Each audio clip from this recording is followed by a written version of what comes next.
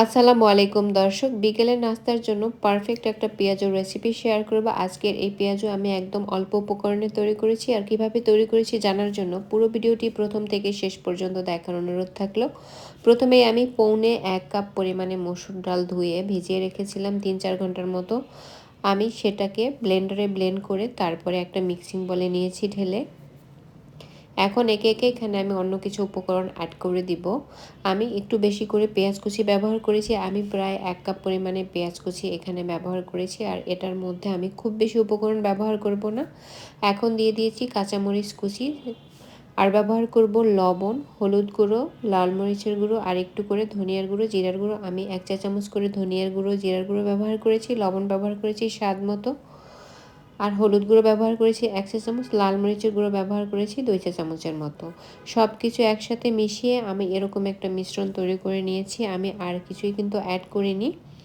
আপনারা চাইলে এখানে একটু কর্নফ্লাওয়ার ব্যবহার করতে পারেন, আমি আর কিছুই ব্যবহার করব না। এখন আমি পেঁয়াজগুলোকে ভাজার জন্য একটা প্যানে পর্যাপ্ত পরিমাণে তেল দিয়ে নিব। তেলটা ভালো করে গরম হয়ে গেলে পেঁয়াজগুলো আমি একে একে হাত দিয়ে দিব।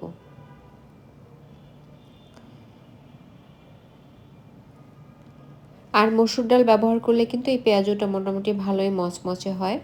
এখন আমি একে একে প্রথম ব্যাচের সবগুলো পেঁয়াজু তেলের মধ্যে দিয়ে ভেজে নিব, আর একদম লো হিটে না, লো হিটের চেয়ে একটু বেশি আছে আজকের পেঁয়াজুগুলোকে উল্টে পাল্টে তারপরে ভেজে নিতে হবে। একটা পাশ ভালো করে হয়ে যাওয়ার পরে কিন্তু উল্টে দিতে হবে, আর না হলে কিন্তু পেঁয়াজুগুলো ভেঙে যাবে। আমার মোটামুটি প্রথম ব্যাচের পেঁয়াজগুলো একদম ভালো করে ভাজা হয়ে গিয়েছে। আমি এখন এগুলোকে তুলে নিব এবং একইভাবে সবগুলো ভেজে নিয়েছি। এখন গরম গরম পরিবেশন করে নিব।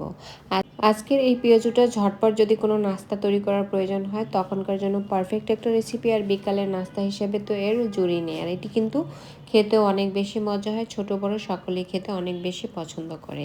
আজকের এই পেঁয়াজু তৈরির সহজ রেসিপি যদি ভালো লাগে আমার চ্যানেলটি সাবস্ক্রাইব করে রাখবেন, পেজটি ফলো দিয়ে রাখবেন এবং নিয়মিত লাইক, কমেন্ট, শেয়ার করে আমার চ্যানেলের সঙ্গেই থাকবেন। সবাই অনেক ভালো থাকবেন। আল্লাহ হাফেজ।